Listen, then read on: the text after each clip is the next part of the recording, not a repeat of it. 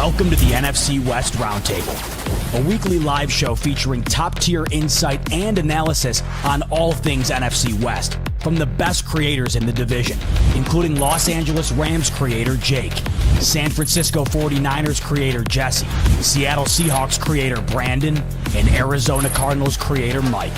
Catch the NFC West Roundtable every Tuesday at 9 p.m. Eastern on the NFC West Roundtable YouTube channel.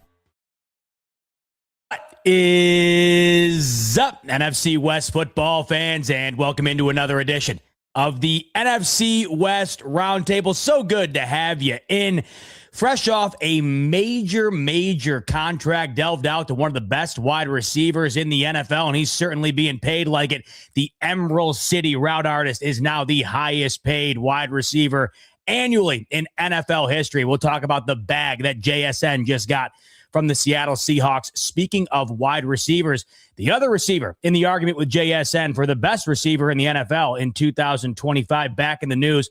We'll talk about how this contract pertains to Puka Nacua and also what's going on with Puka Nacua. Some breaking news in regard to him that just came out in the last couple of hours here. So without further ado, let's bring in the fellas, Jesse, Jake, Mike, and Brando. We knew the Hawks, they had a ton of money, and we talked about that Super Bowl tax, and we saw a lot of players, or at least a decent amount of players from Seattle, get paid major bags elsewhere. Kenneth Walker, of course, major contract from Kansas City. A couple of other players leave Seattle and get paid elsewhere. Not JSN. He'll be staying in Seattle until 2031, and they're taking good care of one of the league's best wide receivers. JSN just signs an extension, a 4-year extension, $168.6 million extension. That comes out to over $42 million per year, 120 in guarantees. So talk to me about the approach here. The first thing I thought of, Brando, is how quickly we have now forgotten that DK Metcalf was not all that long ago the stud wide receiver on this team. Now, in the blink of an eye, he's an afterthought, and JSN is the highest paid wide receiver in NFL history. Talk to me about the bag JSN just got and how you're feeling about locking his future up for at least the next half decade. It's a wonderful deal in every way, shape, and form. I know that the numbers initially reporting have a lot of sticker shock out there amongst people that might not be as much Hawk fans, but I've been down this dance before. These are always agent numbers. They release out first, and you've really got to put the full deal in context when you look at it. First and foremost, he just had an all-time season, and quite frankly, it's not getting enough acclaim. Because when you look at the receivers that had the highest receiving yardage in a single season, it's guys that have did it on the back of high-volume approaches or teams that are pass-happy in their ways. Last year, Seattle was 29th in the NFL in passing attempts, and yet he led the league in receiving yardage. And he was a centerpiece of this offense that made it go for a large part of this year until the run game could get going, until defenses finally started to have to dedicate the double teams his direction. So he was able to really flourish this season, not just break out, but have an all-time type season that, again, I don't think is given the right kind of proper due in the way it should. And so this is well worth it. Offensive Player of the Year. He's 24 years of age. You're going to now stack this 4-year extension, and this is where the media misreports stuff, where they say he just got signed, and they make it seem like he's on a new contract starting next year where he'll be averaging $42 million a year. It's always BS, though, because they're putting the 4 years on the end of the last 2 years of his rookie deal, the first round. So let's really, rather than getting the average per year, which is BS and doesn't make any sense, first year cap hit this upcoming season is $10.3 million. Next year, it's $15.6 million. Then into 2028, it climbs all the way up to $32 million. And this is a guy now that you're going to be able to keep from age 24 through 30. All of his prime years, he's now in tow, in your control. And his type of game should not be one that ages really fast. He should be a guy that at least should be able to hold up for a pretty good amount of time.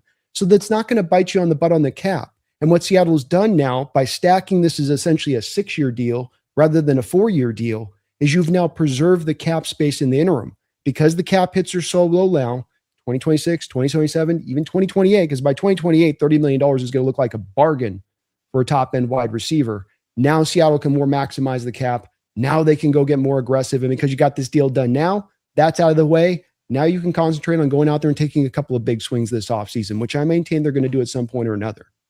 And I think you mentioned this here, and I think this is what you have to like the most about it, not waiting until having to pay max dollar on JSN. You know what you have here. You look at what Dallas does. They do it routinely. Hell, they're doing it again right now with George Pickens. And you don't think George Pickens is sitting around seeing what JSN just got and thinking, if I have another year like last year, I got the Scrooge McDuck eyes, right? Just money bursting out of my eyeballs here. What do you make of their ability to get this done now and JSN's willingness to lock it in right now? Because it just feels like it was a mutually beneficial decision for both parties. And it's got to feel good knowing that this guy had such a rapport with Sam Darnold right off the bat that it could only be up from here. And what was last year easily one of the best seasons we've seen in a while here. You hit the nail right on the head in the respect of that this is a mutual situation. On the way it's getting reported about initially, $42 million, it just looks like an upper deck home run for Jaxon Smith and his agents and his people. But instead, it's in actuality, Jaxon coming up to the table and saying, you know what? I'm going to do what's right here to help this team out into the future. Even just a little bit. I'm not saying he came in there and gave you a discount on this deal, but there's no bonus money. Show me where the bonus money is on this deal. The reason you're keeping the hits down to $10 million and $15 million is because you gave him guarantees, but you didn't do bonus. So he came up here, and why this deal gets done now and not in June, or why is because of the fact he's coming up and saying, all right, let's get it done. I want my money. As long as I know I'm eventually going to get my money, I know I'm going to do what I'm going to do. And the money's going to come no matter what. My leg can fall off tomorrow and the guarantees ensure I'm going to get my money. So I'm coming to you now so we can structure this right. And Seattle's always shown a willingness in the past to reward their players, especially their star players, when they perform at the level. I mean, not they he's really performed at that level, the wide receiver position like he did last year, but they have been willing to. So it fits the form from the front office. This is what smart organizations do. You mentioned Dallas, and teams love to play this game of, you got the fifth-year option. You got the fifth-year option. It's not their dumbasses for you to sit there and try to squeeze them out to. It's there for you to do just what Seattle did here, where you stack the deal on top, and now you can make the numbers work. Now you can keep your stars. But this is the difference between dumb organizations and smart ones, in my opinion. Jesse, we're looking at the wide receiver position here. It's crazy what's happened over the last decade. Robert Mays of The Athletic put it in a perfect way on Twitter. In 2016, there was one wide receiver, just one, that accounted for 10% or more of their team's salary cap. Just a decade later, we're now at 13. What do you make of what's going on in the wide receiver room? And what do you make of JSN getting this amount of money after the incredible year he just had in 2025? Yeah, I mean, it's happening all across the NFL. It's going to happen at the running back position coming up here real soon as well. You've got some big time names that are going to be due contracts. And so we're going to start to see that market balloon.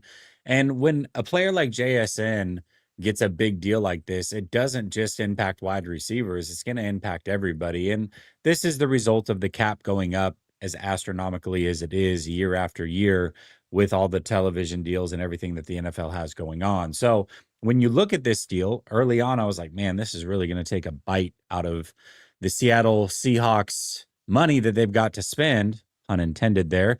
But when you really look at it, as Brandon says, it's extremely smart because you do have 6 years to play that deal out. And when you look at it in totality, there's only 120 million guaranteed.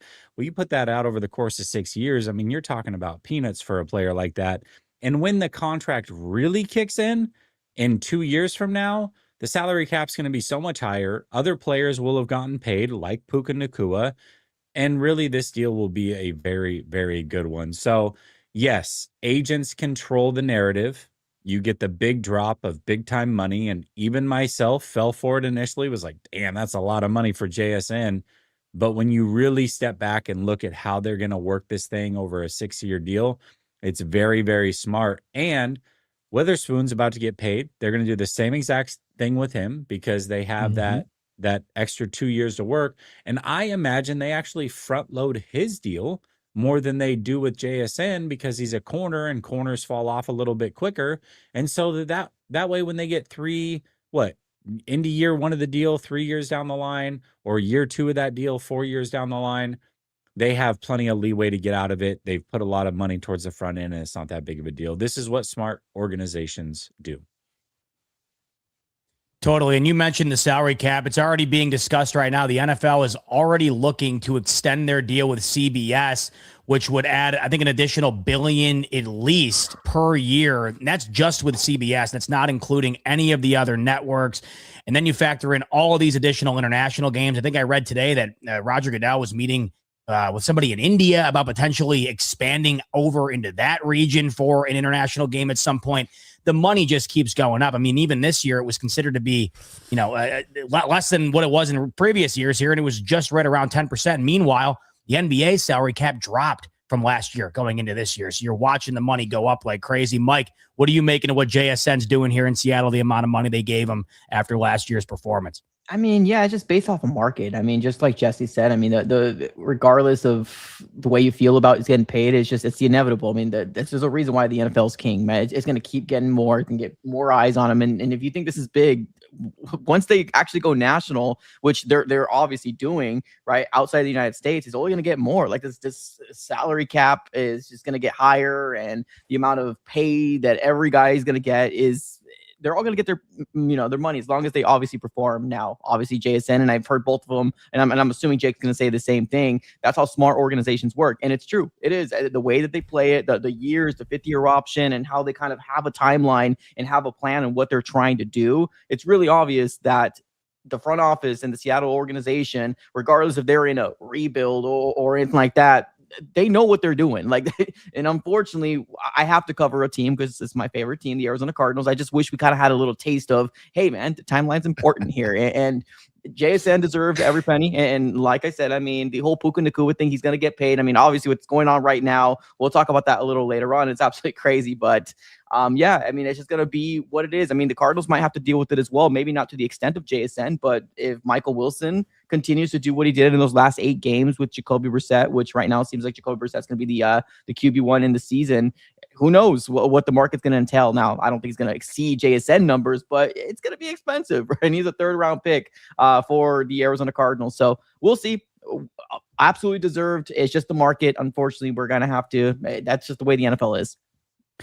By the way, I got sent told Roger Goodell was not meeting with anybody in India. I thought maybe he would be, seeing they're playing in literally every other area of the world but India, but apparently he wasn't meeting with somebody. So I got sent told.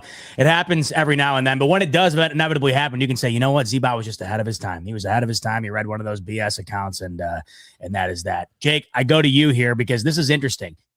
Puka right up there with JSN. I mean, it doesn't get much better. We'll talk about what's going on with Puka in a second here. Let's talk about the financials and how this is correlated to Puka. JSN's contract, he'll be due this upcoming offseason, and if he continues down the path he's been on, the money owed to him is going to be right around here, if not significantly higher. So what do you make of what JSN's getting, the trajectory Puka's on, and what he'll inevitably end up getting from LA when it's time for him to get paid?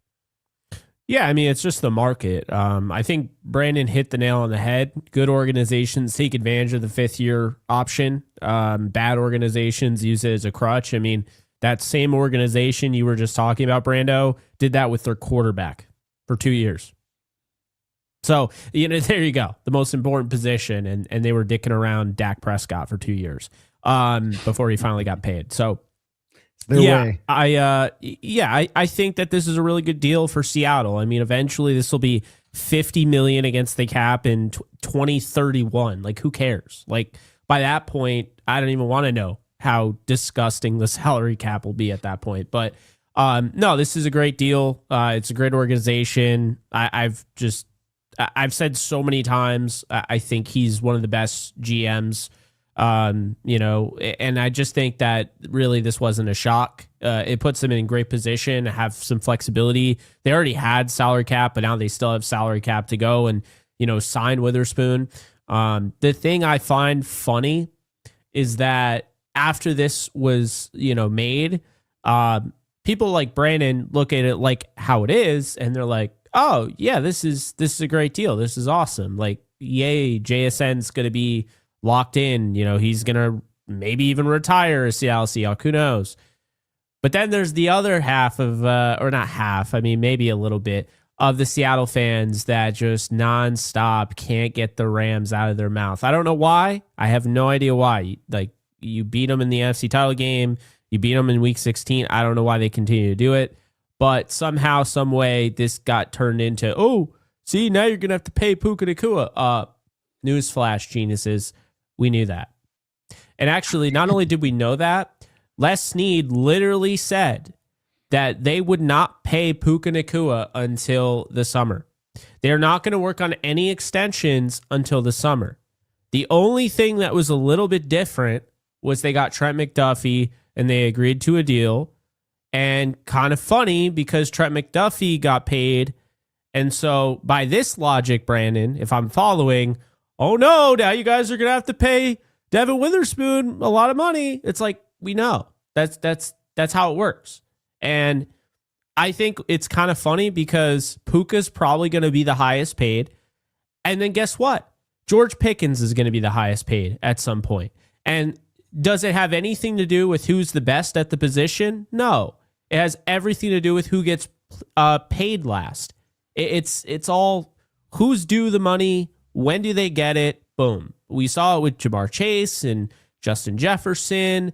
I mean, we've seen it with like way lower tier players getting overpaid, and then it just crushes the market, you know, like anything the Jaguars or Chiefs have done with tackles lately. But no, this is a good deal for Seattle. It really doesn't make that big of a deal to me when it comes to the Puka Nacua deal because you're already going to be paying him a ton. Maybe you pay him a little bit more. It's not a big deal. And then like the same thing could be said about Trent McDuffie. You knew Devin Witherspoon was going to be the highest paid player when he got paid at his position. It's a nothing burger, but I always commend good GMing, and Seattle did this one well. It is always interesting when you have a really good player and instead of just giving flowers for that player being that great, it's, well, now you got to pay him. Now you got to pay him as if it's a bad thing that you have to pay JSN or you have to pay Puka Nacua. But this is what happens when you have some of the league's best players. Now let's talk about Puka Nacua. And at the risk of being sentimental again, I'm going to quote the article that I'm reading here as opposed to just reading it and then going back and seeing, yep, that didn't exist. Apparently this does exist. It's from TMZ in regard to Puka Nacua. Now we know at the end of last year, Puka got into some hot water with some streaming stuff and whatever else. And so we're keeping that in mind here as we go into what now is another story featuring Puka Nacua here, where TMZ says, quote, a woman in Los Angeles claims Puka Nacua made an anti-Semitic comment and later bit her so hard he broke her skin. Allegations the Rams superstar says are total BS. So as I mentioned, Jake, it seems like now allegations, of course, but a couple of incidents here where Puka Nacua is getting himself into headlines that you wouldn't want a wide receiver of his caliber or any team or any player on your team, rather, to have. But especially when you're talking about a guy like we're talking about that could be on the precipice of a $50 million contract because he's just that good. What are you making of Puka off the field as of late? Because it felt like last year, or at least a year ago, you never really thought of him as a guy that was getting himself into hot water. Now it feels like over the last couple of months, there's been a couple of instances. What are you making of this? And how do you think the Rams end up handling it here in terms of what could potentially be an off the field problem that they weren't anticipating? Well, I think at some point or another, it becomes a concern. Like I'd be lying if I said it isn't. I do think that the Rams are not having second thoughts about paying him because they look at him like this is a franchise player. And we know Puka Nacua has made it very clear he doesn't want to play past 30. Like he wants to retire, you know, on the top of his game. So this is probably going to be the deal for him. And then maybe he signs a 1 or 2 year deal or whatever, and then he walks off into the sunset. Like we know this probably isn't going to last a while. His play style is not meant to last a while. Unless he changes it, which I don't know if he's going to. But as far as off the field, I do think a lot of it's been overblown. This stuff, this is ridiculous. I mean, the whole biting thing, I don't know. That's weird to me. At the same time, like this was done back in, I believe it was the Falcons game around that time when all that stuff started coming out. So I feel like this is not like just to, you know, put this out there. This didn't just happen. Like this previously happened, and now this is being brought up again. It makes you wonder why it's being brought up again. I will say this. I think in a world where, you know, we have this whole movement where it's like not every single woman with an athlete is trying to get a money grab, but I think a lot of them do. And I just think Puka is treading, on thin ice here, because now you have opened yourself up to being the easy target where, oh, I can make a quick buck and I could make up allegations against this guy. We see it all the time. I mean, we've seen it, all throughout sports. I'm a little concerned by that, because now it's like, what, every single week Puka Nacua is going to be in the news for something. I saw this ridiculous tweet. This guy was like, he's been seeing Instagram models. Like, what?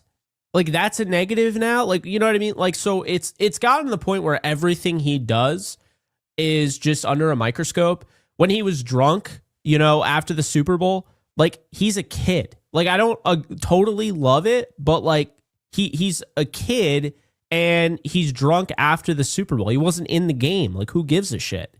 So I think that there are some things that's like, yeah, the biting thing's weird. But at the same time, like, now, oh, his brother got arrested for taking one of the players on the Lakers' car. They were the exact same car. It was a issue with the valet. But now all of a sudden, because Puka Nacua's brother gets arrested for this and it ends up being a misunderstanding, now he's guilty of it by virtue of just having the same. It's gotten to be a little ridiculous. And unfortunately, this is what happens because the media is always looking for a story. And when you get to this point in the season when there's not a lot going on, you have the TMZs of the world that literally are chomping at the bit and will do whatever they can to find a story and get those clicks.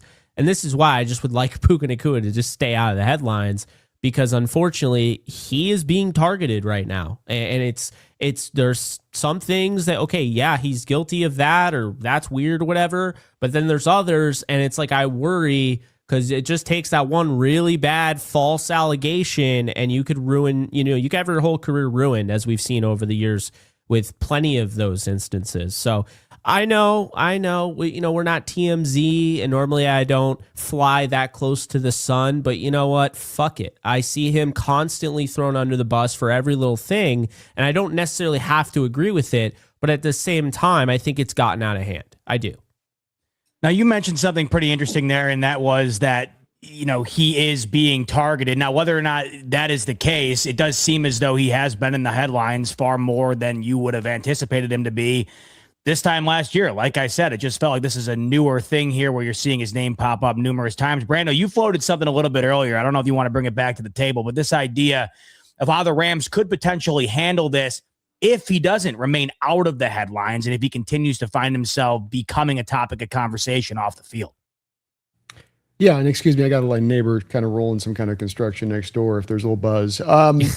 Yeah, I think that I totally understand where Jake will probably poo-poo a lot of this, and I think it's most likely he gets signed. But when I do look at the situation from a Rams perspective, then you've got, 4 contract extensions coming up at some point this offseason. If you're going to do it in June, fine, but that's significant. And yes, you can bury some of the money, but what allows us to be able to bury these JSN and Witherspoon deals are the first-round nature of them. I've got not 1, but 2 years to stack that deal on top of it. With you've got guys that are more second, even into day 3 here with Puka, where you're only going to have 1 year to kind of massage those numbers a little bit. And you don't quite have the cap space that we have.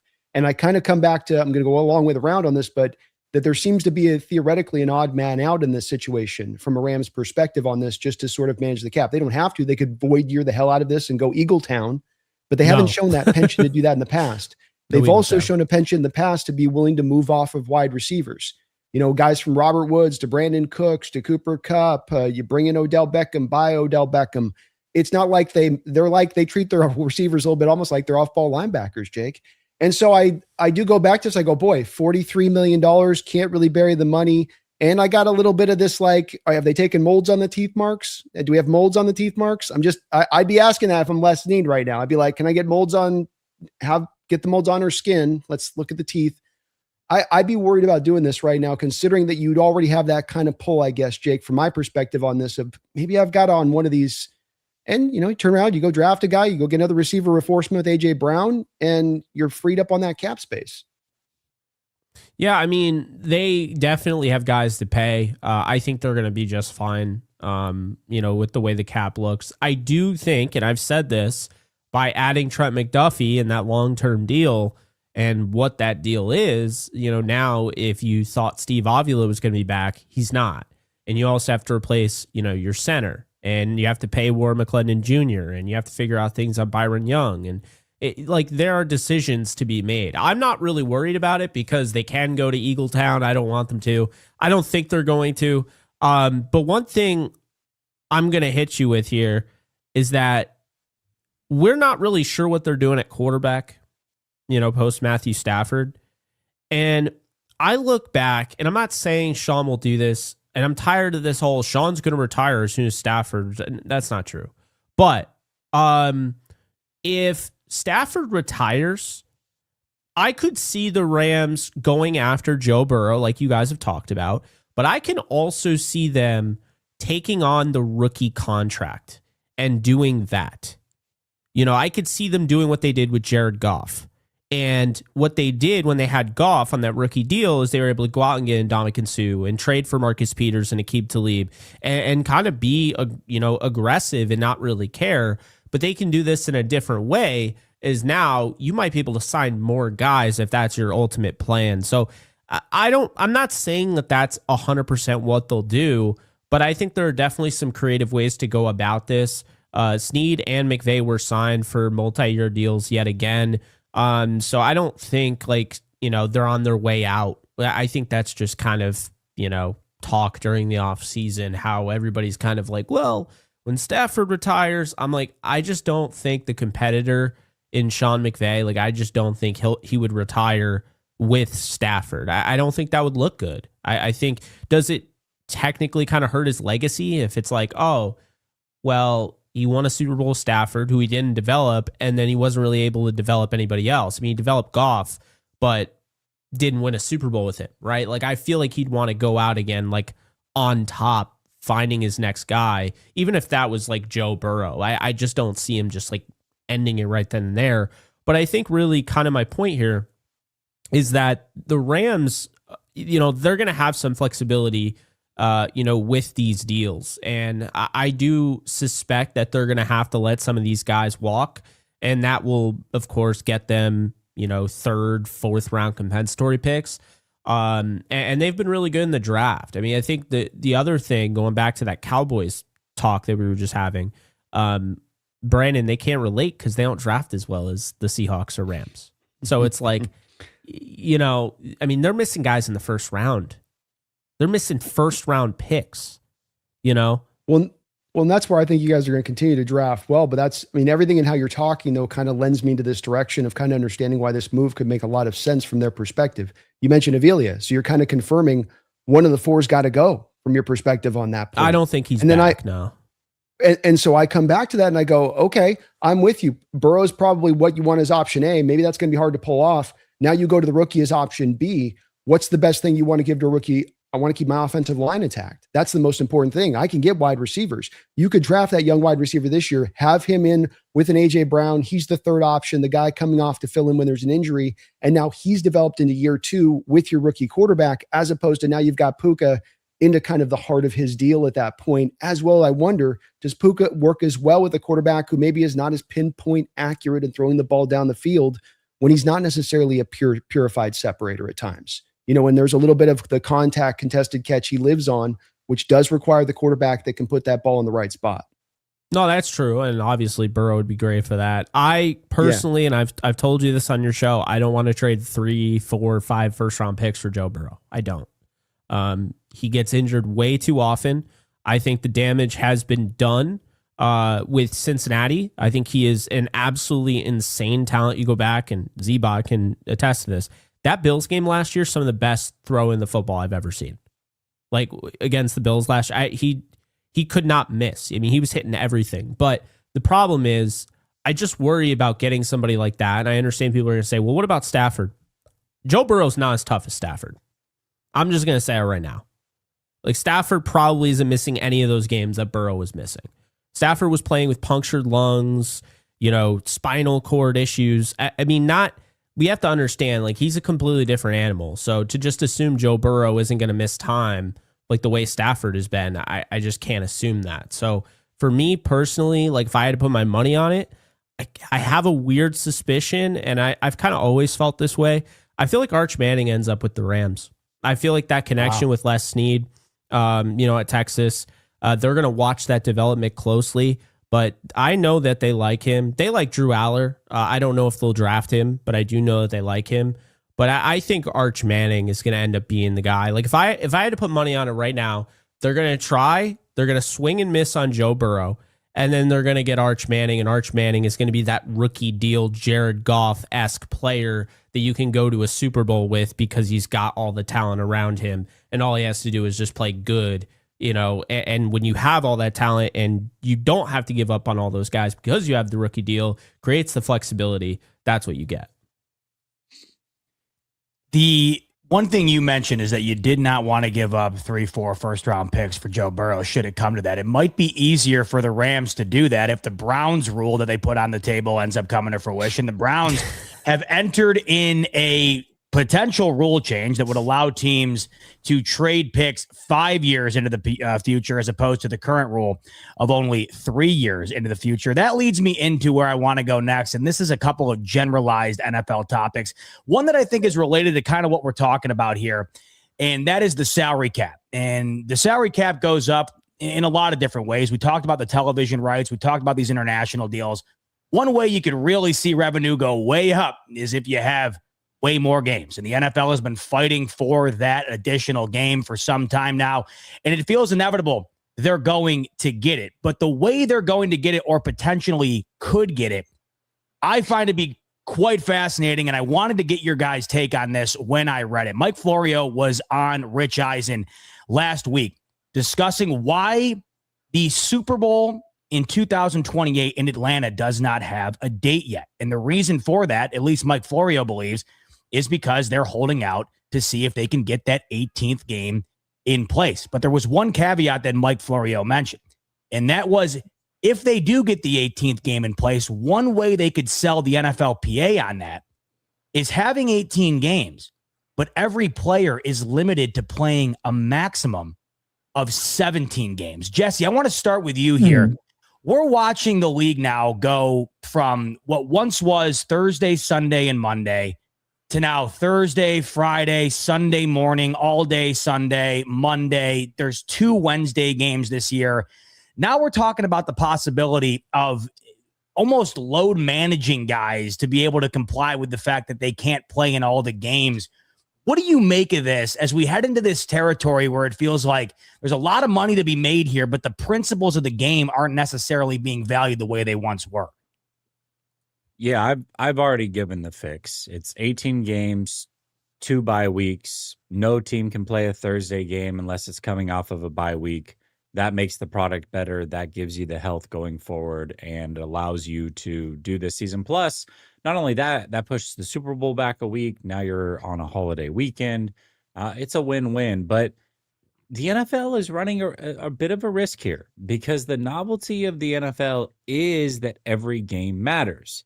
And so if you add an 18th game and then you say that players can only play 17, well, that means that you're paying a lot of money to watch your favorite player play potentially, and then now they're not going to be at that game because it's the load management game.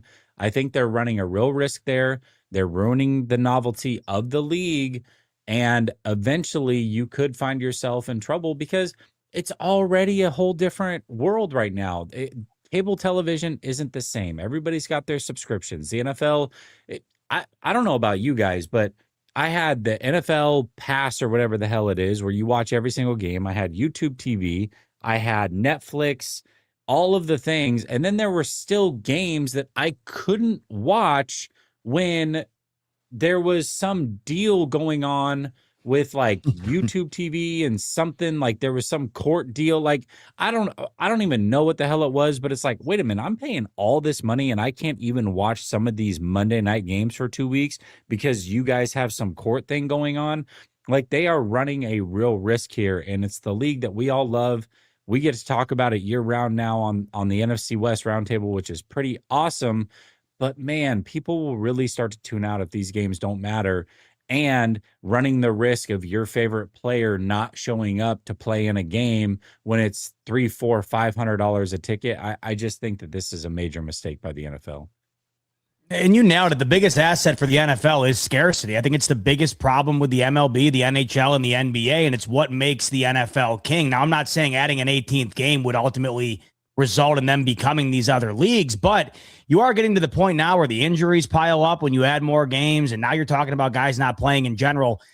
With this point, the quarterbacks would apparently still play, but it'd be the other players on the roster that coaches would have to find a way to mitigate this whole thing around, which blows my mind. Mike, what do you make of this? Because it just feels as though we're going down a slippery slope that doesn't feel like it has an end to it. So, I mean, imagine the quarterbacks don't have to play every game, or they're missing one of those games. Like, that would be very unfortunate just for the fan experience. And that's a good call out here from Jesse, because I didn't even think of that until now. Yeah, I mean, I can only imagine, like even right now, what's happening with basketball, right? Like you buy a ticket for basketball, and Booker isn't playing, or your favorite player isn't playing because of the management of keeping them healthy. Now 82 games compared to 17 now, and what could potentially be 18 is a big difference. But this is a brutal sport. Like, this is like the most brutal sport than what we have here. I guess in the United States, like you have to have rest. So I like the whole 2 weeks of bye week. I feel like that would be a nice fix there. But man, just to kind of even think about, like, oh man, I want to plan this, but now the coach has got to start thinking about, okay, well, now I need to figure out another plan and when this guy's going to have a day off. When is this going to have a day off? Can we plan it after the bye week? It's just going to seems like a whole big mess. 18 seems like a sweet spot, but just knowing the way the NFL is, like, gimme. I want more. Because let's be real, man. The world revolves around money, and any opportunity to squeeze some more money out, they're probably going to do it. So who knows 5-10 years down the road and what this product that we all love is going to look like, right? It's going to be absolutely insane. So yeah, I don't really, I mean, with the exception of, like, yeah, that's going to be a pretty bummer, like, especially if I'm going to be going, like, to the East Coast, right? Because I want to watch my Cardinals play. I mean, who watches all the damn Cardinals play right now? But, like, let's say they're good in 5 years from now. Like, I'm going to have to plan that out. Is the quarterback of the future at that point going to be playing? Is the wide receiver going to be playing on that game? It's just a lot of things that, as a fan, you really probably shouldn't be worrying about. And unfortunately, it might have to get to that point with the NFL trying to squeeze out more games as the season goes along. So very unfortunate for the fan side of it all. And the point you make, I think, is the one that's most relevant here. It wouldn't be realized this year. Now, let's say this were to happen this year. It wouldn't necessarily be effective on, I think, the hive mind of the fan this year, next year. It's a decade down the line. And it's like, where does the buck stop when you have 16, 17 international games? You add these additional games and then whatever else. Brandon, what do you make of this? Just because it does feel like once the dam kind of broke with the gambling and that money poured in, then the streaming money poured in, it just kind of felt like every channel that had additional assets pouring into the league, it feels like they're open to it and they're exploring it.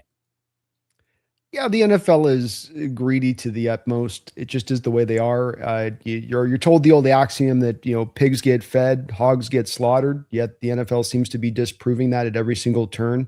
This is a dumb idea in every way, shape, and form. And it just reeks of having unforeseen, fallouts and things that you don't anticipate, which are going to make it suck all that much more than just looking at it on the surface of it. The answer here, if you're going to have to force the 18th game down our throats, and I do think it's a bit of that because, like you spoke about, the novelty of the sport, part of the draw of the sport is that every single game matters. And the more that you start to take away from that, the less every game does matter. But Jesse's fix is the appropriate one if you're going to want to do it. I would only add on top of it that you'd want to expand the rosters. But of course, because the NFL is, as I just said, greedy and a little cheap at times, they will fight kicking and screaming to expand the rosters. That's the answer to go with here. But they're not going to do that. And this is where they're looking at, like, this concept, which is just, it's dumb in every way, shape, and form. I can think of so many different ways that this would come back and just be awful for fans. You mentioned one. Somebody in the chats mentioned about the playoffs, and you're playing a team in the playoffs and you're another team watching, hoping that team gives them a good fight, and they just lay over for them late in the season. It just doesn't make any sense. And again, just it's easily fixed with some other ways if you're going to have to go that direction of it. So take the other path, expand the rosters.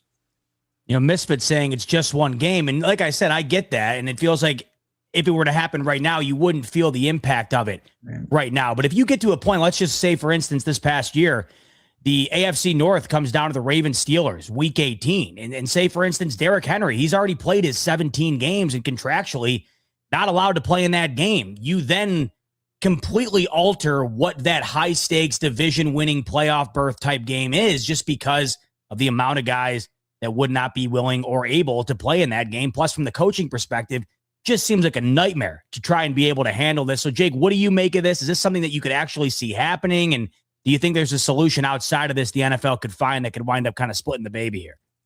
I think it's stupid as hell. And I think it's the law of unintended consequences. You take deliberate actions, and essentially what that's going to do is it's going to lead to unexpected and undesired side effects. And that, to me, is exactly what would happen here. The NFL has the deliberate action of making more money. And what they could end up doing is ruining the allure of the NFL season. Okay, you had 16 games. You had 6 teams in the playoffs just recently. You bumped that up to 7 teams in the playoffs in each conference. And now you have 17 games. And we're adjusting, right? We've adjusted, I would say. There's still people that'll say 10-6 or 12-4 until the end of time, but we've adjusted for the most part. If we get into 18 games and it's not Jesse's idea of 2 bye weeks, and instead it's you're getting the Seahawks on the week where they just can't play their starters. What? Now you are muddying the waters. Essentially, there's a chance that you're going to have a team that doesn't belong in the playoffs now in the playoffs. Because is that not an asterisk if they go up against a team that sat all of their starters because they had to? It's like, oh yeah, they won. They had that big win, but like load management in the NFL, like I know it's a dangerous sport. I get that. But you play 17 games. Okay, the load management thing is ridiculous. But even more so, what's ridiculous is the fact that it just feels like the NFL, which I understand you want to make money, right? But the NFL's gotten so greedy that I think it could absolutely hurt the actual product on the field. I think it's started to. I think getting rid of preseason games is stupid. I don't care what anyone says. Okay? Why get rid of... They want to get rid of another preseason game, so that's less reps for these players. The development, with all these, rules in the CBA, you could barely develop offensive linemen now. It's going to be bad. And I would be absolutely against this no matter what. I think that this is a really bad idea. Just like, honestly, not only are you devaluing, the year by having a game like that, but on top of that, you're already doing that. You're making teams, rival teams, go across the world to play each other. They're in the same state. Okay, the Rams and 49ers are going to Australia. That is a very important game. That is going to be huge for playoff implications. It's week 1 and they're going to Australia. They're literally in the same state. This is my issue, is that, yeah, it's great to make money and all, but it gets to the point where there is definitely a negative side effect. And I'll relate it to this. YouTube has a advanced feature where you can do slow, medium, or aggressive ads when you're live. And the aggressive ads are just going to push people away, right? If they're sitting there the whole time you're talking and they can't see what you're saying, or all of a sudden that big thing that, that big site that they were using now has a paywall behind it. You can relate to when money and just this idea that, you get too greedy, it can cost you and ultimately ruin what you originally brought to the table. One way play on the field can be ruined is with a lack of proper officiating, and it's crazy that we could be on the verge of something that occurred nearly 14 years ago. Now, Brandon might disagree with me, but what happened 14 years ago would be considered to be one of the biggest blunders in NFL history. That was the Foul Mary, and of course, the Foul Mary is synonymous with replacement refs. 2 days after the Seahawks won on that Foul Mary. Still a catch, G-Bot.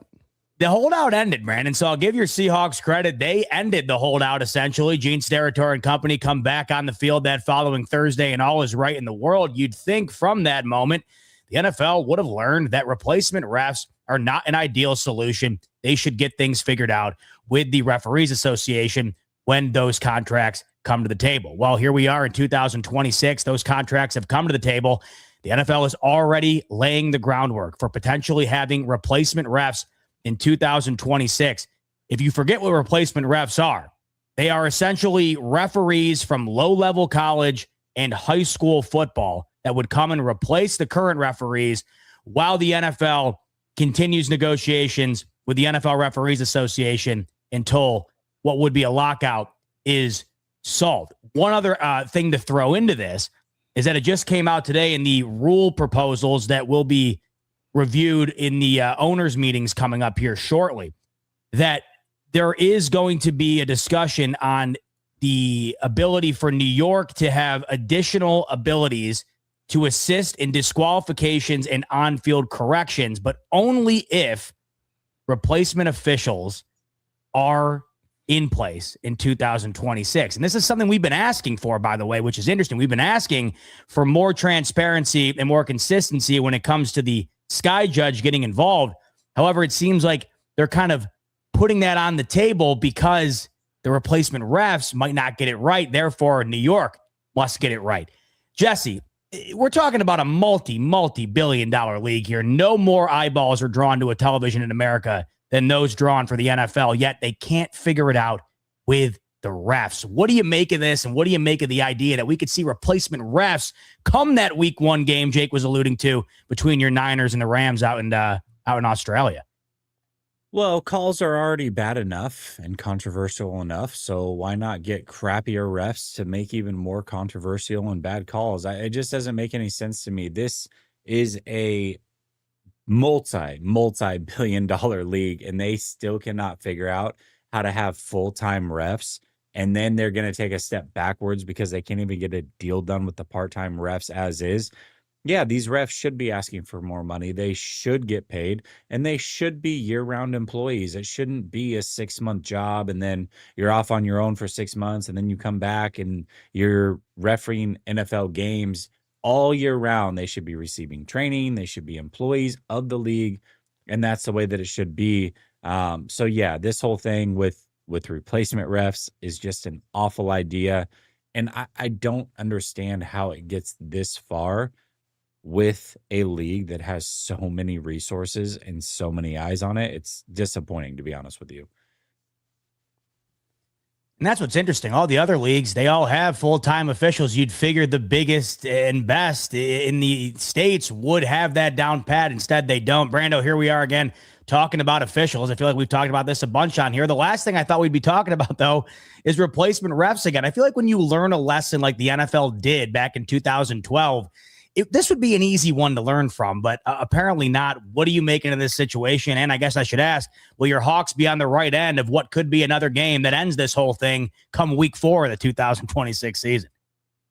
Well, I still maintain, by the way, on that Fail Mary, that I know it's a common refrain to say that that was obviously a blown call. I still maintain it's the right call. And I'm willing to fully unpack that. But that being said, I think Jesse captured it pretty well. It's a joke. It goes back to the theme that we've talked a little bit about on some other stuff for the show today, which is at times the NFL has a penchant for drifting towards greed and letting that drive you. And I can't think of another example of this than you've got officials. As you said, every other sport has full-time officials. Why can't you have full-time? Why is this now another problem you're having with that union again here 10 years later? You couldn't get it solved last time, and now we're facing this back up. What is the big hitch here? What is the big thing holding you up? And it's like, this is a league too that has like owners that, for instance, won't put in natural grass in places because it's more expensive. How much more expensive? What's really the more cost? It's like versus the health and safety of your players on the other side of it. So they get very silly with some of these kind of decisions at times, and it doesn't always make sense. But when you do pull on the thread and backtrack it, you do come back to the fact that greed seems to be leading the drive here above all else. And that's what's interesting about it. It just doesn't, beyond the financials, what else could it possibly be that is keeping this from becoming a full-time gig in the league? And if it was financials, well, how could it be financials with the NFL making more money than ever year after year after year? Mike, what do you make of this? Replacement refs potentially in 2026. Yeah, I mean, ditto. I mean, with what they're saying, I mean, it's just, you scratch your head as to like why we're here. Like it doesn't make sense from a multi-billion-dollar, run organization to like how can you get this figured out, right? But I agree with both what Jesse as well as Brando ended up saying. Now, I'm not the biggest fan of the rest that we have right now, so I'm not trying to advocate for them to be the for sure guys, but I mean that's the best we got right now, right? I mean the rules are already complicated as is. We still don't know what the hell catch is in 2026. So I don't know, man. It's just gonna make it more complicated, a lot more gray area. If you get the replacement refs, is gonna save you some money. Well, I mean we know, man, the world is like that. Anything to save a penny here and there, but it's just gonna already confuse what we already think a catch is, and any other rule that's going on that's going to be changed. A lot more gray area, and just I'm not a big fan of it. Just give me football, have these guys know what the hell they're doing, and then let me enjoy a product that I love. That's all I got. And that's a good point, because it's not like we aren't sitting here every year saying, or at least debating over something that happened the weekend prior. Now you're adding even further reason to complicate things, and it feels like right now we're looking for ways to solve these complications, not further add to them. Jake, what do you make of this potential to have replacement refs, and how do you view this from the league perspective? Is there a company or a business that's run correctly? I mean, if the NFL can't run it, I mean, who can at this point? I think all of sports right now is going through it. I think Manfred sucks. I think Adam Silver is just absolutely pedestrian. Don't even get me started about Gary Bettman. Dude literally falls asleep during NHL games in the stands. But yeah, it's a joke. It's a joke. I actually have a theory, and I know this sounds crazy, but I feel like the NFL is honestly allowing this to cover their ass because they're so against making these full-time refs and giving them, the full-time benefits. And I feel like it's almost gotten to this point where now they're going to like use this to kind of get everyone all riled up. Oh no, we're going to have replacement refs. And then, do that whole thing where we're all cheering when the actual refs come back. I just feel like it's honestly performative at this point, because they always back the refs, always, no matter what. Even though the guys on the field that make them the most money, they have no issue finding them and what have you. But yeah, the replacement ref thing is just absolute malpractice on the NFL sport. I mean, at this point, I don't know how, as Jesse's brought up a million times, how they're not full-time. They suck anyway, but they are, as bad as they are, the replacement refs are astronomically worse. So get it done. Stop.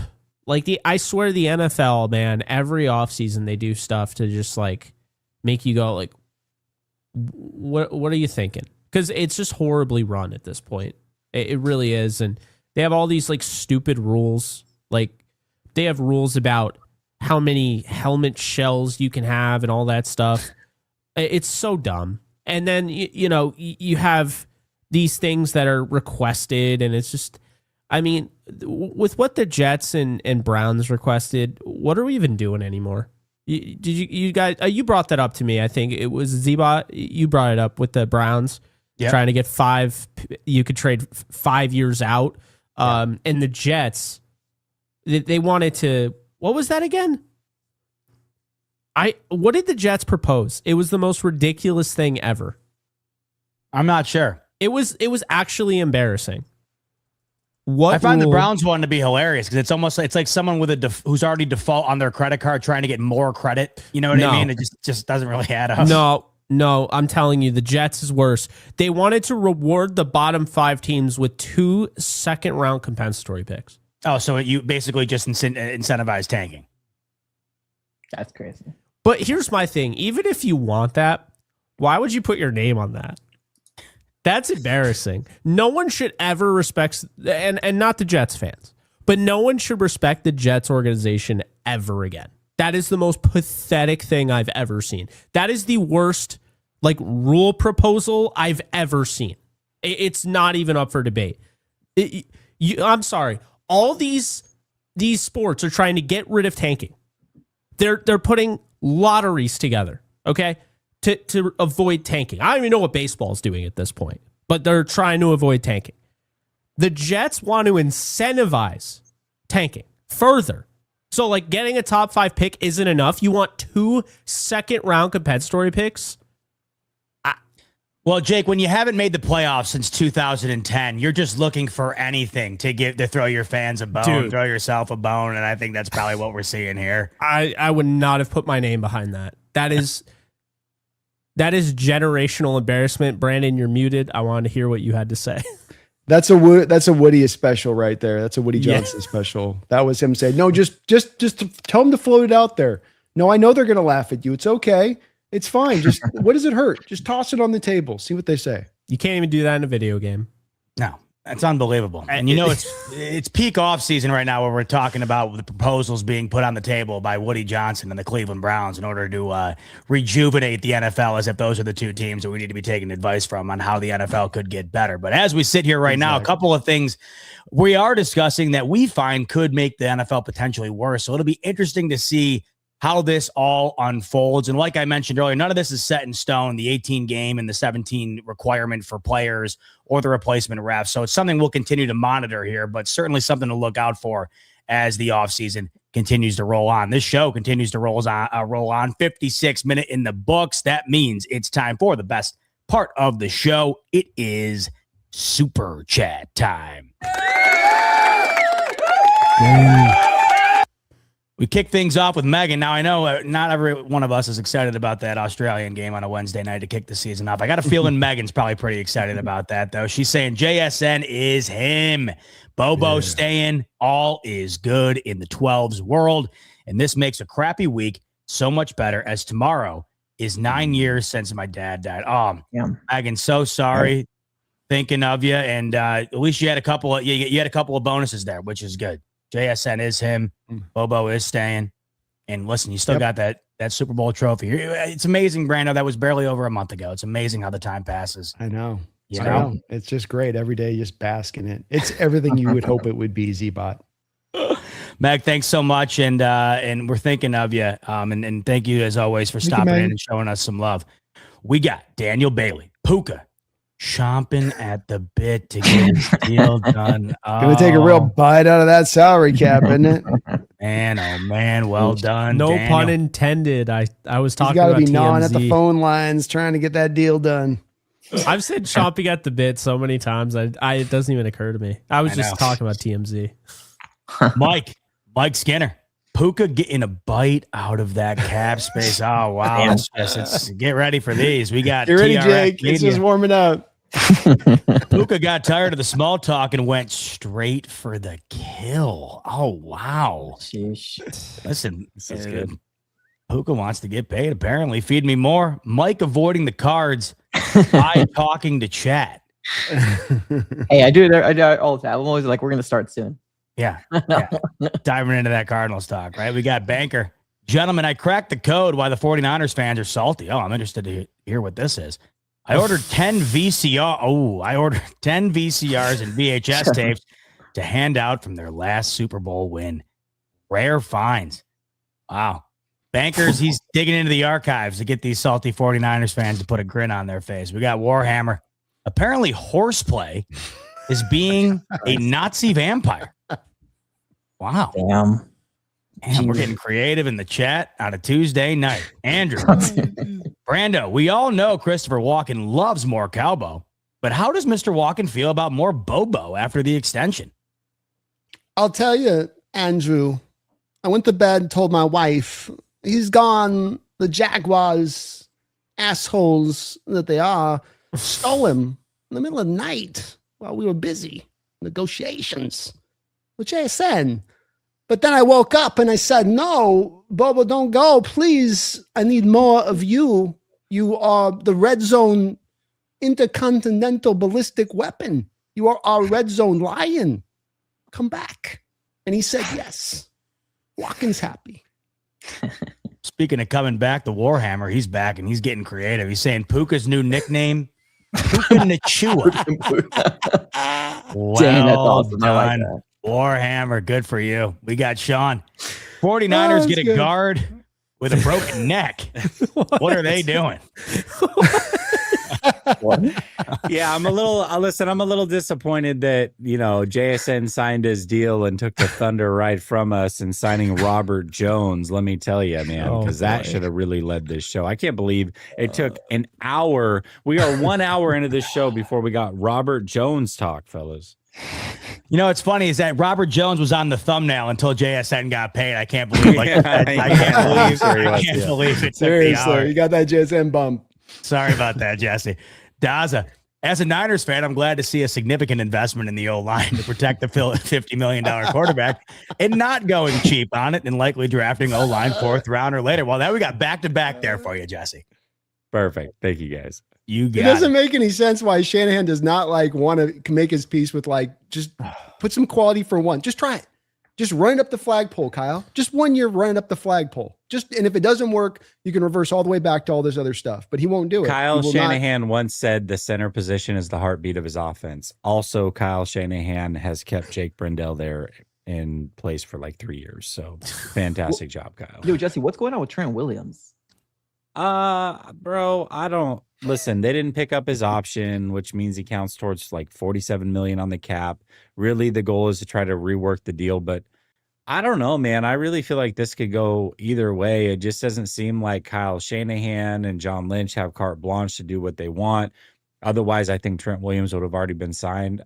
I think there's a chance he might get traded at some point during the draft, but we'll see. I still think it's more likely he comes back and they cave and they give him a 3-year deal at 38 because that's real smart. But, either way. TRX back in the building. Puka's contract may hit a little harder without that 5th-year option, Jake. Yeah. No, I mean, that's absolutely true. Because he was a 5th-round pick, and so he doesn't have the 5th-year option. Yeah. You can't put it on top of something that's not there. Megan's giving a new nickname to Puka. She's just throwing out any play on words. Just going to call him Bruce from Jaws. Just throwing that in there. Brucey. That was the name of the shark. The stunned shark in the movie. When I think Bruce, I just think of Brucey from The Longest Yard. I don't know why, but that is a good one. That is a good one, Megan. Wasn't the shark named Bruce in Finding Nemo? That's what I thought. Oh, yeah. It's because That's it all backtracks from I Jaws. It all goes from Jaws. They were doing that as an ode to Jaws. And okay. The stunt, because it was like that was a famous stunt shark because of how many problems they had with it. So I get a feeling you're a Jaws expert. I just know, for some reason, I know this odd fact. It's one of those weird. Oh, I got that. This guy. I know a Jaws expert when I see one, Brandon. Richard Dreyfuss was born August 14th, 1937, in Angola. Feed me more. We have the Rams in our mouth. Your team president is still tweeting about the 2-point conversion. Why are we on your mind? The Whams. Well, the team president doesn't like me, so I don't care. Is that right? Yeah, you guys get into it? No, I've heard he doesn't like me, like at all. Well, it's because you're out here trying to give away Nate Shieldhouse. That's the problem. I know. No, it's definitely state secrets, Jake. Yeah. It's definitely because I've broken some news, but I've been given the okay to do so I don't care. Tommy Cox, what is your opinion on Achane going to Seattle? Well, you know what? I mean, Brando, you might as well take him because they're getting rid of everybody else. I mean, he's the last guy standing over there in Miami. Yeah, I think I'm developing kind of a diabolical strategy I'd like to apply to the running back position where you always have two extremes. Either teams go super cheap and they just try to roll that way, or they're willing to go all in and spend much more. I'm more about, hey, you know what? I'll throw a lot of draft capital at this problem to make sure on a yearly basis I have a difference maker there, but I'm not paying anybody. And I'll just do the cost of doing business. I'll get the compensatory BIC on the other side of it down the line. So I go out there and trade for Achane, who's on the last year of his deal. I say, hey, we're not going to franchise you after the year. You play out the final year of your deal here. We'll throw a 2nd or even 3rd round pick. You walk, we get a 3rd round pick back and compensatory after this year. And we keep our running back position really dynamic. So I kind of like the idea of it. I think it's a little bit outside the box. And I know it's a little bit like, well, you're renting for this, or you're just allowing the running back then to eat up a lot of the early picks. But I think if you've got a roster that's well built, you can afford to do that. Really good pass catching running back too, which I feel like could add a whole new dynamic there for Seattle, which would be interesting. He's a whole different level as far as pass catcher than what we've had there recently. And that part can't be understated. That would be concerning because as good as I thought Kenneth Walker was, and I voiced that the whole year, I felt like he got overpaid. I think Seattle made the right move, and Achane is a step above him. We'll just say that. He's very, a pure very fit to reliable. this offense. Pure fit to the offense, Dolphins, outside zone, Shanahan system, absolutely would be a fluid fit back into this offense immediately. Yeah, and you have better offensive line too. So you already know that he can work with not a lot around him. Well, what happens when now you have a passing attack to go with the offensive line? Because he just ran all of last year without a passing attack. And that's why I'm willing to do okay, I go a late second round pick that's 32 in the second round. I'm getting him for maybe a 1-year rental, but who cares? That's basically an early third round pick at that point to get that kind of dynamicism at the position, which I'm not going to get in this draft. I don't know if you guys have looked at the running backs in this draft. They're fine. I don't know outside of Love if you're really finding guys that are going to provide that same level of quotient that an Achane can. Yeah, and just adding to that, for my Bills, going up against Achane twice a year, he's the only guy in Miami that could ever flip the game in their favor against Buffalo. He was that good against them routinely.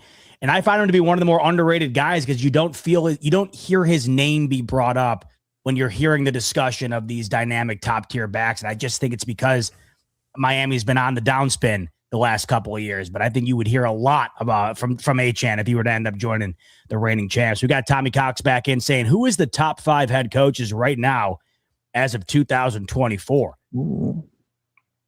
As of 2024 right now, I'm confused. I would probably assume either he's talking about now and just said 2024 by accident or since 2024. Oh, okay. Probably means now, I'm guessing. I can't think of what 2024 would be. Well, 3 of them reside in this division. Right. Well, I could see him asking about since 2024 because that includes Mike McDonald. Well played by Tommy Cox. I'm guessing that's why. I feel like we got 3 of them, right, in this division. Definitely 3 of them in the division. I mean, Andy Reid. Would you throw Andy him in? Reid. Andy Reid. And maybe Vrabel. Hold on. Matt LaFleur? No? I would. I mean, I don't mind Vrabel. I wouldn't fight on that. Sean Payton. I like Vrabel a lot. Yeah, Vrabel, I think. I mean, we could probably debate on that last, but Vrabel's as good an answer as probably any on that. Oh, you know what? I'm going to get flack for this, but I would say D'Amico Ryans. I mean, if we're talking defensive mind, yeah. I mean, yeah, that's the thing I'd push back on a little bit. Is his approach to the offense. Right. That's the part I'd like to see him bring it together on. Is that you need to not just be kind of treating your offense like a typical defensive-minded head coach would, and I get vibes of that from him at times in their approach outside the ball. But I think Vrabel's got as good an argument as anybody. He's done it at 2 different programs, and he did it there very early. That Patriot roster was nowhere close to being Super Bowl ready. To get that kind of performance reflects right back on the coach as much as anything. It's pretty amazing though how he just instantaneously you have 3 answers in this division now. It's pretty incredible when you think about it. Yeah, but do we? I'm gonna push back a little bit. Listen. Here we go. Come on. I get everybody. I get everybody hates this guy and would not want them as their head coach. I totally understand it, but especially if we're going since 2024. You kind of got to give some love to Sirianni. He was in a Super Bowl and he did win one. I'm just throwing it out there. My argument is that they literally did the same thing with Peterson. The exact same thing.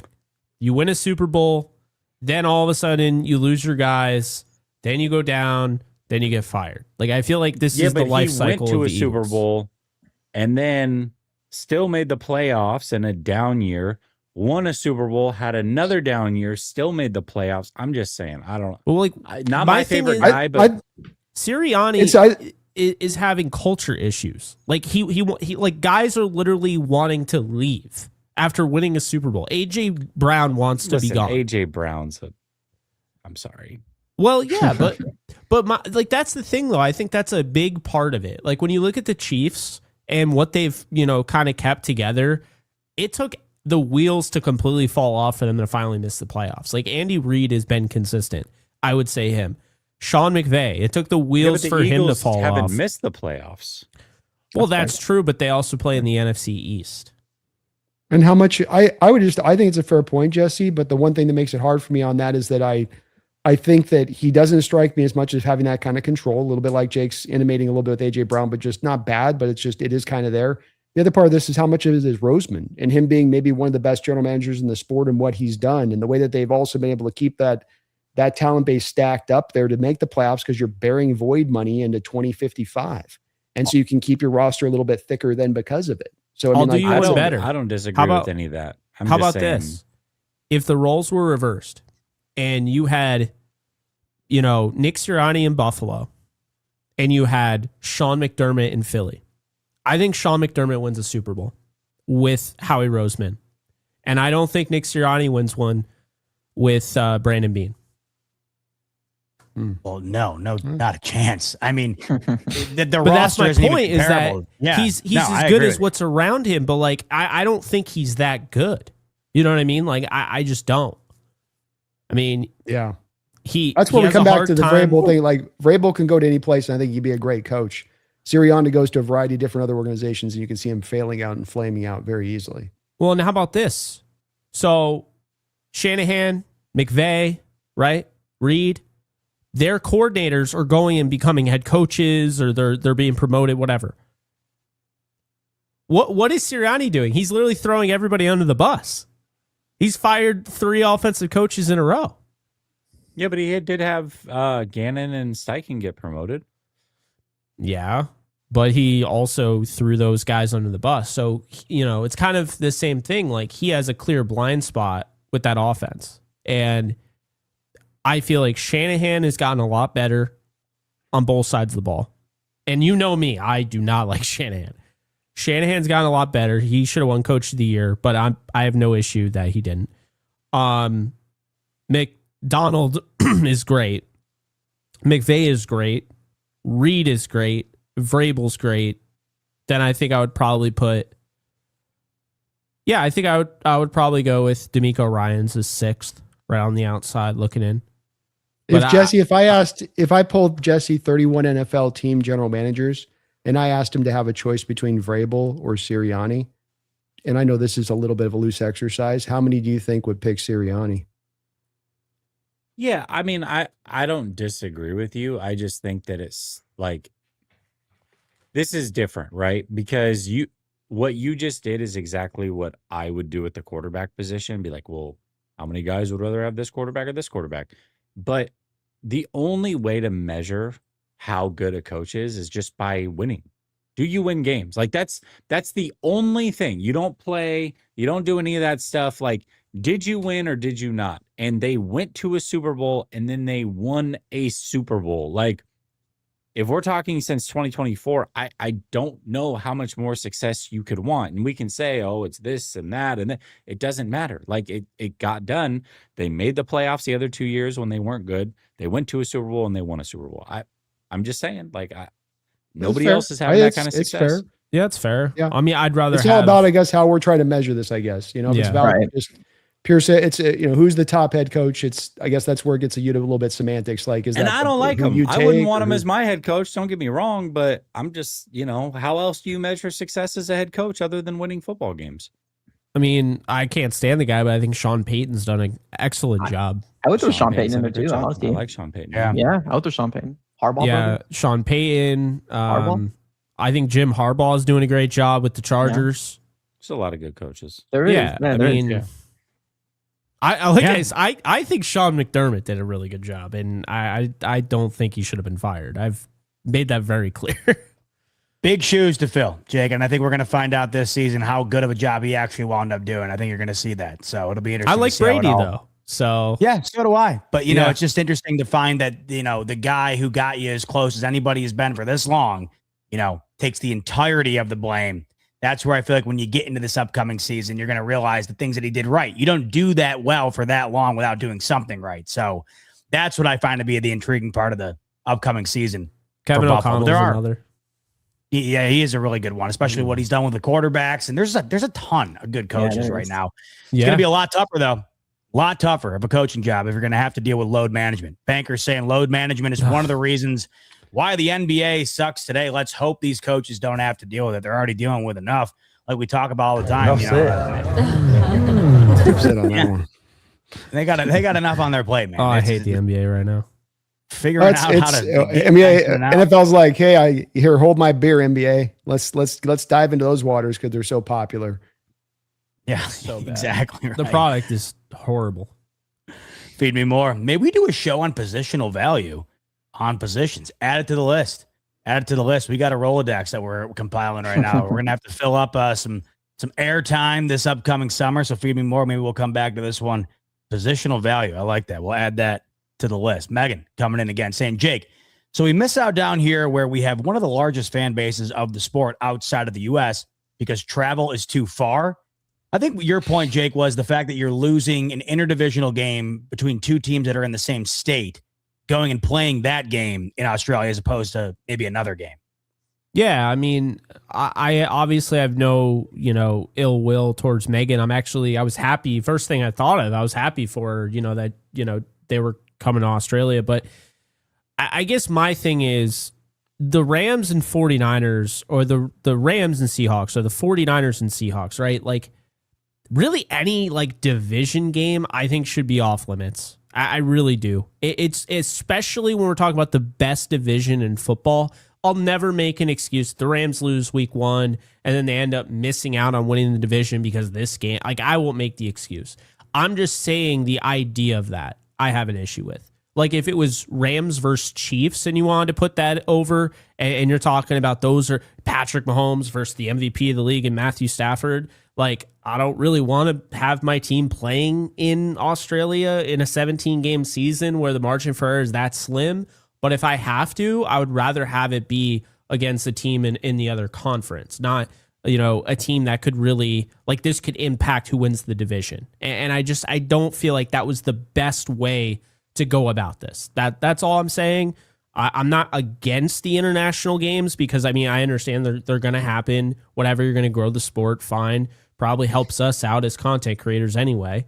But that said, let's try and find some understanding here. Let's try and understand that the NFC West is by far the best division in the sport. And the margin for error was that slim. We saw it, Rams, Seahawks, that trio of games, it came down to the wire. Now imagine one of those games was played in Australia, and that's the tiebreaker to win the division. That's my issue with it. Again, AFC, NFC, you want to do that? Fine. But I think that was way too much to put on in especially week 1 of the season. And it just looks silly with two teams that are playing in the same state as each other. Now they have to go and travel to Australia. I don't know. Jake, Vic wants to know, is there any doubt in your mind that Puka gets paid? No. No doubt in my mind. I think Puka's still going to... I don't think Puka lost a dollar from all of this happening. I want to make that very clear. I don't think he lost a dollar from any of this. Hey, I'm not saying I agree with all that, although I will say that his attorney just went scorched earth on the accuser. So I don't know what it is there, but he's saying there is a witness that claims unequivocally that Puka never made the comments that she claims. So that's kind of a he said, she said until we actually know the evidence and everything. And I know there's supposed to be a hearing in April, but that said, this show's great and I don't want it to be TMZ. I don't really care in the grand scheme of things, as long as he's not getting into legal trouble, and this becomes the dude from the Falcons type of situation, that. Once it becomes that, now you're talking about missing games. Now you're talking about maybe your career's over. I don't even know what's going on over there. So I would just, rather, just keep it okay, yeah, this is annoying, but let's keep it annoying and let's not take it to a whole other level. As long as that doesn't happen, Puka's going to get paid. Yeah, what you don't want is him to become the next Antonio Brown, kind of like Taryn's saying here, though. He's saying JSN would never put himself in the position that Puka Nacua has allegedly put himself into. So hopefully Puka does not become the next Antonio Brown. We have Hemingway with a tangerine for the boys. Shout out to Hemingway dropping off a banger. Are you Emma? Hemingway saying, what a scintillating show. As a Ram fan for 50 years, I greatly dig Jake's commentary, but got to admit, that 49er Jesse is my favorite on all 8 of the NFL roundtables. Wow. Appreciate you, Hemingway. Nice. Appreciate you. Hey, he's great, man. I love all these guys. Jesse's awesome. Jesse's awesome. Yeah. Amen. I just wish the 49ers fans, not you guys some of you in the comment section, but I wish the 49ers fans appreciated what they had a little bit more. Hey, that is definitely, especially the ones in my TikTok comments, you know. They're a frosty bunch, man. Frosty bunch. Yeah. I'll tell you, I mean, this whole thing started for me being a kid in study hall and not knowing where to go for my St. Louis Rams content. Okay. And I was like, you know what? Someday I'm going to provide better content than I have. And I feel like I've done that, or at least I've done the best I could.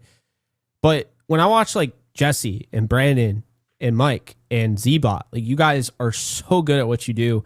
And it's like, when I see anybody on your fan base, anybody on your side of the fence who's like, it's one thing to disagree, but like when you're just being an asshole and you're not respecting what these guys, like the work they're putting in, that really pisses me off. And like, it doesn't feel like it happens so much with Brandon and Mike. It feels like you, I mean, maybe it does, but like Jesse, I feel like he gets flamed. Like, he is over an open fire 24/7. I see it on Twitter. And to that, I just think those people just aren't very intelligent, so they can't actually grasp what he's actually trying to say. And so they call it hating, but what he's trying to do is be objective. If you, and the way I see it is, if you're a fan and you want to have, you know, all sorts of stuff, how about this? Have your Homer content creator that you watch, then have your objective one, and then have the one that wants to go scorched earth every single time and it goes beyond the objective. But don't just hate on the objective one and just go Homer all the time, because what ends up happening is you live in a damn echo chamber. When you try to have a normal conversation with people, you can't, because all you're thinking about is how Brock Purdy should be compared to Josh Allen, and that's just not living in reality. Well, you know, you're not a fan if you talk negative about an organization, Chick. Of course, you gotta love every move they make, Mike. You know the rules. You signed up for that when you put the AZ Sports fan sign behind you. That's what you signed up. Wrap it up, Mike. We gotta lap it up. Yeah. Well, that's why we got guys like Hemingway that we're very appreciative of. So thank you very much, Hemingway, for stopping by. That was very awesome. Megan, Bruce was named for Spielberg's after Spielberg's lawyer, and yes, Jake the Shark and Nemo was named Bruce in honor of Jaws. And yes, I am a huge fan. So. Megan and Brando, a couple of Jaws buffs hanging out with us tonight. How on the about NFC that? West Roundtable. Where's the Jaws poster, Brando? Come on. That's coming. Jaws poster. Wow. It's coming. I'm going to be a Seahawk in the form of consuming a ram. I can do that now with the AR art. Niners should bring back Trent. They can go for Revenge Tour 5.0. Bosa also coming off his third ACL, should be extended as well. Dazzo left off Debo though too. He left off the Debo. He's coming back as well. He left off Joey Bosa. He's going to take a pay cut. I thought it was an extension. Waiting for that. Wasn't it an extension? No, Joey Bosa. Joey. Oh yeah. Okay, Joe Bosa. Yeah. No. So it's so funny because first off, Joey Bosa can never stay healthy. Then he goes to Buffalo, played every single game. So now he's going to want to get paid. And 49er fans have this in their idea. Like, I've seen this. He's going to take a hometown discount. It's like, hometown discount? He hasn't played for you. Yeah, but his brother's on the team. He doesn't care. He wants to get paid. Yeah, he didn't go last time, right? He didn't care. It was right there last time, and he chose Buffalo. Yeah. HHG. Sirianni, highly dependent on his OC, though. Yeah, it seems to be very split down the middle with Sirianni. Vic Fangio's not a bad DC either. No, he is not. And that roster in and of itself. And the management, Brando, not bad either, right? I mean, you're kind of clicking on all cylinders over there in Philadelphia. It's hard to really gauge how good of a job he's really doing when you have that good of a personnel, top to bottom. There's not a thing really Philly isn't doing quite right. So Sirianni's in a very, very advantageous spot. Freddie K saying NFL accountability of refs' calls is the real issue.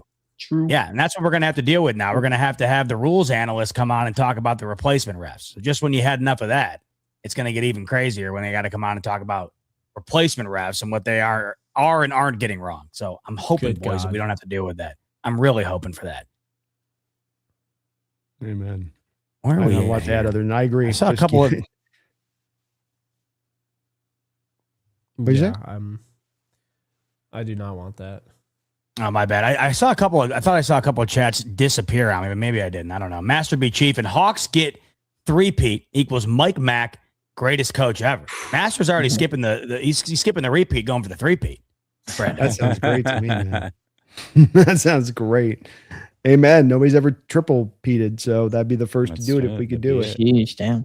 Imagine that till we win the first two in Niners house, and the next one the Rams house. Then is the Cardinal Stadium the third one? We get to do the trifecta. We're good. Stop. That'd be brutal. Yeah, that would be the best. And wow, what better way to close it off than with a scarlet red super chat from IAB 230. Let's go, me. Nothing really to say. Just want to share some love for you guys. Hope y'all are doing well and healthy. Prayers. Go Hawks. Go 12s. What a way to stamp off a late March show. IAB, thank you so much, man. Really, really appreciate it. Hell yeah. Really can't beat that. And by the way, Brando, a little more 12s love from IAB. I mean, the love just keeps pouring in for these reigning champs, and the money's pouring in for JSN. It's all looking good. That's a wholesome. That's a very wholesome super chat. Just want to share some love with you guys. He's awesome too. Their support's been just amazing through the years. So it's not the first time they've dropped a big old donut like that before. And that's awesome. Very, very kind. Thank you, IAB. Very kind. Super cool. You got a lot of people like that, Brando, that camp out at your spot. I've seen it. So I'm very blessed. A lot of good people, man. Blessed. We all do. So no doubt. We're all blessed over here, man. Tons of great people hanging out each and every week. We appreciate each and every one of you for stopping by tonight. And stay seated, because we'll be back with you not only next week for our last show of March, but then after that, we're into April, and you know what that means. The NFL draft. We are less than a month away. Cannot wait to dive in and start talking about that with you. But that is going to do it for tonight's episode. And once again, we look forward to seeing you next week. But in the meantime, that's Jesse, that's Brando, that's Jake, that's Mike. I'm your host, Z-Bot. Thanks so much, as always, for tuning into the NFC West Roundtable, and we'll see you on the next one. Roundtable Sports Network is your one-stop shop for all things NFL, with daily live shows covering all 8 divisions in the league, hosted by the best content creators on the web, all on one network. Catch the AFC East live every Monday at 7 p.m. and on Wednesdays at 6 p.m. The AFC West Roundtable live Tuesdays at 6:30 p.m. The AFC North Roundtable live every Wednesday at 6 p.m. The AFC South Roundtable live Tuesdays at 7 p.m. The NFC East Roundtable live every Tuesday at 6 p.m. The NFC West Roundtable live at 9 p.m. on Tuesday nights. The NFC North Roundtable is at 6 p.m. on Wednesdays, and the NFC South Roundtable is live Tuesdays at 8 p.m. EST. And of course, fourth and forever, the flagship show of Roundtable Sports Network, covering all things NFL at 1 p.m. Eastern Standard Time on the Roundtable Sports YouTube channel. Real coverage, real fans.